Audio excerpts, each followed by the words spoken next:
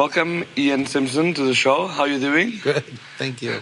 Tired after like 3 intense days of show? It has been a long week. Yeah, I sure am. I'm very tired. I'm ready to get out of the Congress. But it was a lot of fun. It was intense. It was 100%. well prepared. But I've been this is my last trade show for a few months at least. So. Thought you were going to say ever for a minute. No, not ever. But Q1 of 23 has been all about trade shows. Oh, really? I've been at 4 this quarter. So that's, every few weeks getting on a plane and leaving the family, etc. So it's been a lot. Great. But yeah, it's really good. So the audience gets acquainted with you. What do you do? Who's Ian Simpson? Well, so who's Ian Simpson and what do I do? I think are two different questions. So let's just go with the what do I do, because that's actually... Two questions with lots of interesting answers yeah, together. It's probably the simpler one. So I work for Pathmatics, which is a company that was acquired 2 years ago by another company called Sensor Tower. Mm-hmm. So I actually work for Sensor Tower on the Pathmatics product now. And Pathmatics is a platform that delivers to our clients every digital ad across the whole digital ecosystem. So our clients are given a login to our platform.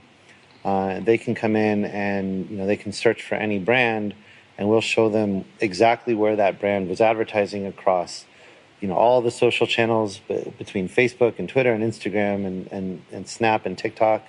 YouTube, connected TV, OTT, and display, both mobile and desktop. So, you get a really full range of digital advertising. We render every ad that we see, so you can actually see the campaigns, and whether they're video or what have you, and we deliver a spend and impression estimate for each one, so you can put all that together and see how much a brand is spending and where they're spending their money and how they're allocating their budgets.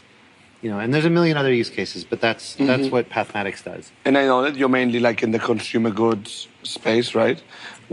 Why should, or maybe not. Well, Pathmatics is across every space. If you can plug in any advertiser, whether it's an insurance company or selling livestock. If they're advertising online, we're seeing it. We're not biased towards a given category.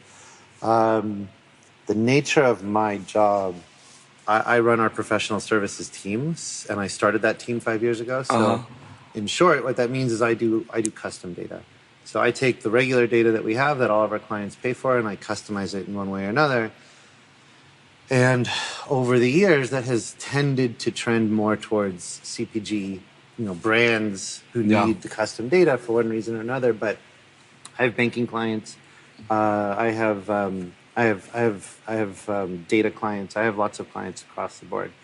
But my relationship with brands, and in particular how brands work with retailers, has been a particular focus of the last couple of years. And so this year my team created a new product called... it's called co-marketing intelligence. The idea of it is to look at ads as they are co-marketed between brands and retailers. And so in practice, what that means is we're tracking all retail media advertising. So, think about the examples that I gave you. You can look up any advertiser. So if you look up Target, if you look up Kroger, if you look up Walmart, or if you look up, those are the U.S. ones. In Europe, we have Boots, we have Media Market, examples like that. Every one of those ads that those retailers put out has some product that is advertised within it. So that's the co-marketed piece. And by aggregating all the data around not just the retailer, but also the products that are in there, we're able to put together a comprehensive view of retail media. So why should a consumer brand want this data? What's the value add that you bring to the table? I think it's actually, I don't want to say it's self-evident, because it's not to a lot of folks, but usually one of the main use cases is just competitive intelligence, to know what your competitors are doing. In this case, with retail media, the industry is changing so much. There's so much noise out there about what's going on. Yeah. the retail media companies, they are trying to convince the brands not just to spend more, but to shift and reallocate budgets across shopper dollars and brand dollars and upper funnel and bottom funnel. And, for a brand to understand what's really happening, they have to be able to look at actual data and see, is all the buzz in the press, is it really true? And our data can give you that lens. So, the retail media companies want you to drive a ton of your budgets to upper funnel, brand-focused marketing. One reality that we see is that many brands aren't taking advantage of that yet. And so if you're hesitant, you're in good company. And you may not feel that way. You may feel a lot of anxiety trying to justify why you're hesitant. On the flip side, knowing that a lot of brands are hesitant, maybe that's an opportunity to jump in and to kind of be the only one playing in a given space. So there's a lot of ways to interpret that data, but you can't make any decisions if you don't have the data at all.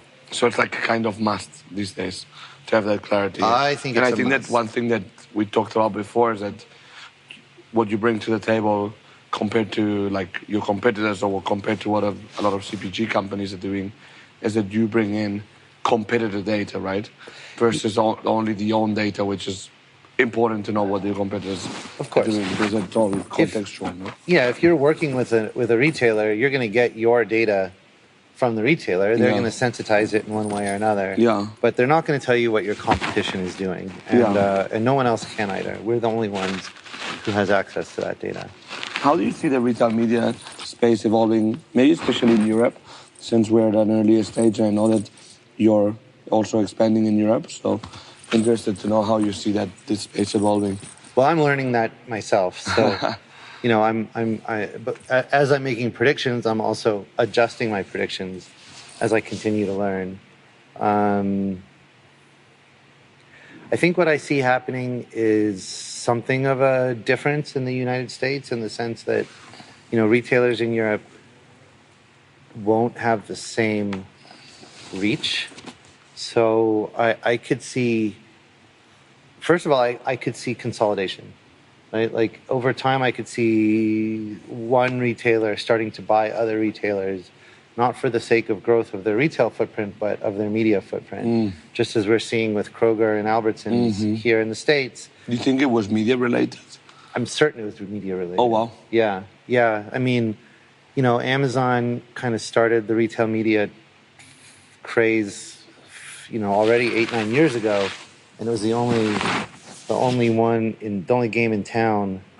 Now Target, Walmart are really giving them a run for their money in the U.S. Kroger and Albertsons each have about half as much reach. Yeah. But if you put them together, they it becomes very equal.